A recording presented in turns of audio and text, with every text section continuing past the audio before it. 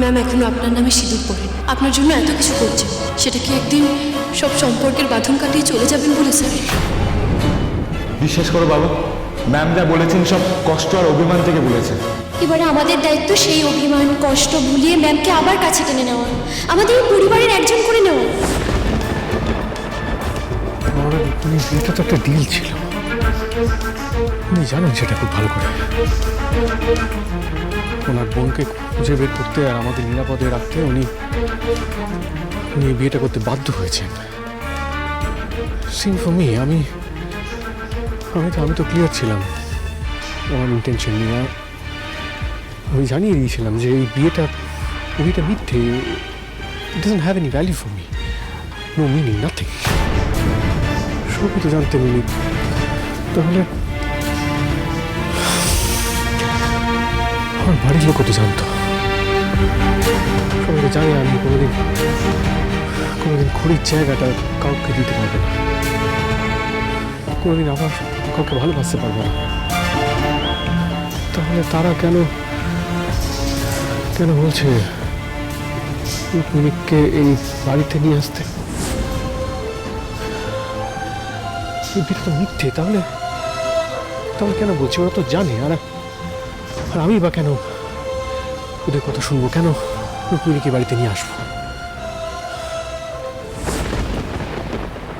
আপনি তো সবটা জানেন, আপনি তো জানেন এই বিয়েটা পুরোটাই একটা নাটক, সবটা মিথ্যে।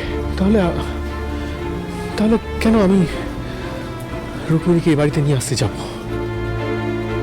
আর রুক্মিণী তো নিজেও চাইছেন সব কিছু থেকে সরে যেতে, সব কিছু ভেঙে নিজেকে সরিয়ে নিতে, চলে যেতে, তাই তো? আমার তো সেটা মেনে নেওয়া উচিত। I should respect that. কিন্তু উনি আমার খারাপ সময় আমার পাশে ছিলেন, প্রকৃত বন্ধুর মতো। তাহলে তো ওনার বোনকেও খুঁজতে আমার সাহায্য করা উচিত, তাই না? হ্যাঁ, আমি বুঝতে পারছি না, আপনি একটা পথ দেখান, কিছু একটা বলুন। What should I do?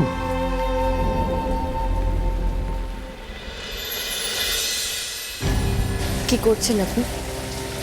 নিজের মনের দরজার মতন এটাও সাপাটে বন্ধ করে দিচ্ছেন। আপনি এখানে কি করব বলুন? জীবনের অর্থটা তো আর আপনি বুঝলেন না। সহজ প্রশ্নের উত্তর খুঁজতে খুঁজতেই হন্যে হয়ে গেলেন। তাই আমি বাধ্য এলাম এখানে আপনাকে এটা বলতে যে এই প্রশ্নের উত্তরগুলো আপনার মনের মধ্যেই রয়েছে। আপনি নিজের মনে না খুঁজে এই উত্তরগুলো বাইরে সবার মধ্যে কেন খুঁজছেন বলুন তো? সেই জন্যই তো পাচ্ছেন না। এমন বলছেন যেন মনে হচ্ছে আপনি একেবারে অন্তর্জামী, আপনি যেন সব জানেন আমি কি করছি। জানি তো, না জানলে এখানে আসতাম কি করে? কি করে জানলেন? আপনি কি ভুলে গেছেন আমি একজন মাথার আর মনের ডক্টর? তাই আপনার মাথায় আর মনে কি চলছে সেটা আমার কাছ থেকে লুকোনো কিন্তু ভারী মুশকিল।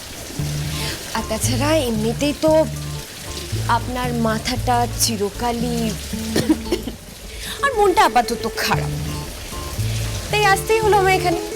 আফটারঅল মিথ্যে হলো, বিয়ে তো করেছি, একটা রেসপন্সিবিলিটি তো আমার আছে আপনার ভুলগুলোকে ঠিক করে দেওয়ার। কি করবেন আপনি? বলছি, আগে হাতটা দিন। কেন হাত দেবো কেন? এত প্রশ্ন কেন করছেন? দিন না হাতটা। না, আগে আপনি বলুন, তারপর দেবো। বলবো না। আমার হাতে হাত রাখতে এত প্রবলেম কি বলুন তো আপনার? আমি ছুঁয়ে দিলে কি আপনার জাত চলে যাবে? দিন না হাতটা।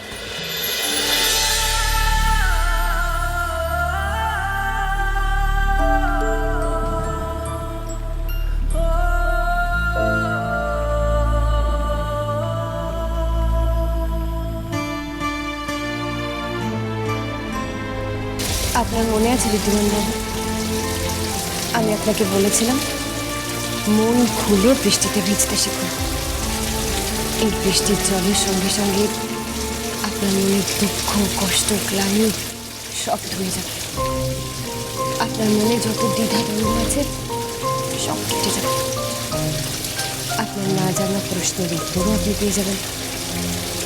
নিন, এবার চোখটা বন্ধ করুন।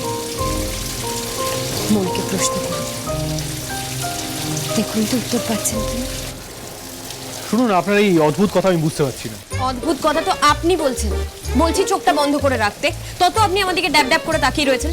এভাবে খুঁজবেন আপনি উত্তর? চোখ বন্ধ করুন, না হলে কিন্তু আমি চশমাটা খুলে নেব। দেখুন, আপনার এই বৃষ্টির সাথে এই এই যে ফিলোসফি, এটা আমি জাস্ট বুঝতে পারছি না। প্লিজ ফালতু না বকে চোখটা বন্ধ করুন, চশমাটা খুলে। না না না, ঠিক আছে ঠিক আছে। ও গড, মাথা না মনের ডাক্তার নাকি, নিজেরই মাথা ঠিক নেই।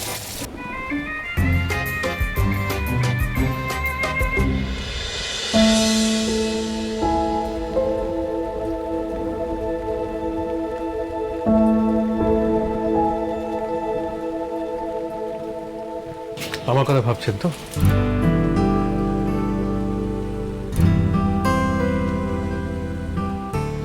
আপনি এখানে? আসতে হলো, আপনাকে প্রশ্ন করাচ্ছিল। কি প্রশ্ন? কি করছেন এটা আপনি? কেন করছেন? আমি কি করলাম? আপনি ভুল করছেন। একটা সম্পর্ক তৈরি করে তারপরে নিজে হাতে সেটা ভেঙে দিচ্ছেন, সেটাকে ঠিক করার একটা সুযোগও দিচ্ছেন। এটা ভুল নয়। আমি কোনো ভুল করি। আদতে যে সম্পর্কটা কখনো তৈরি হয়নি, সেটাকে আমি কি করে ভেঙে দিতে পারি বলুন? আপনি বলুন, আমাদের সম্পর্কের মধ্যে কি সত্যি কিছু ছিল? ছিল না, আছে আর না ভবিষ্যতে হবে। ভবিষ্যতের কথা জানি না, তবে আমাদের মধ্যে কিছু তো আছে, যার জন্য আমি আপনার কাছে এসেছি।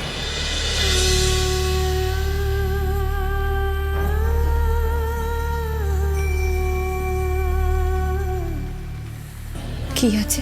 গ্র্যাটিটিউড, এক রাশ কৃতজ্ঞতা। আপনি আমায় বাঁচিয়েছেন, আমার কথা ভেবেছেন, আমার পরিবারের কথা ভেবেছেন। আপনার বোন কিডন্যাপ, কিন্তু লাইফ রিস্ক করে আপনি আমাকে বাঁচিয়েছেন, আমার কোনো ক্ষতি হতে দেননি। সেটা রিটার্ন তো আমার দেওয়া উচিত, তাই না? তার মানে আপনি ধার শোধ করতে এসেছেন? আপনি এটা ঋণ শোধ বলে অপমান করবেন না, মনুষ্যত্ববোধ বলতে পারেন। দেখুন, আমি জানি আমাদের বিয়েটা মিথ্যে, কিন্তু আমাদের কাটানোর সময়গুলো তো মিথ্যে নয় ডক্টর সেনগুপ্ত, তাই না? আপনি সবসময় খারাপ সময় আমার পাশে থেকেছেন। আমার তো ইচ্ছে করে আপনার খারাপ সময় পাশে দাঁড়ানোর। সেটাকে ঋণ শোধ বলে অপমান করবেন না প্লিজ। জানেন, খুড়ি একবার বলেছিলেন, দুটো মানুষ একেবারে অচেনা অন্য একটা জায়গায় যদি একসাথে বৃষ্টি উপভোগ করে, ধরে নাকি তাদের মিল হয়ে যায়।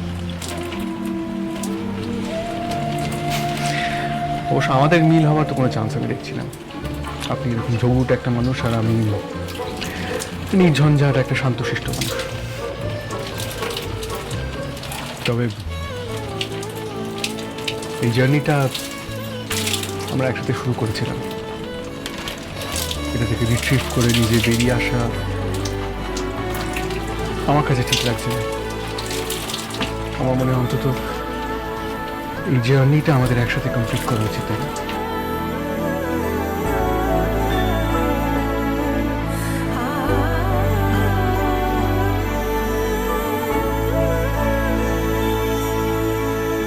একদিন আপনি বলেছিলেন আমায়, বৃষ্টিটা উপভোগ করে দেখুন ঋদ্ধিমান বাবু, মনের গ্লানি দুঃখ সব কেটে যাবে।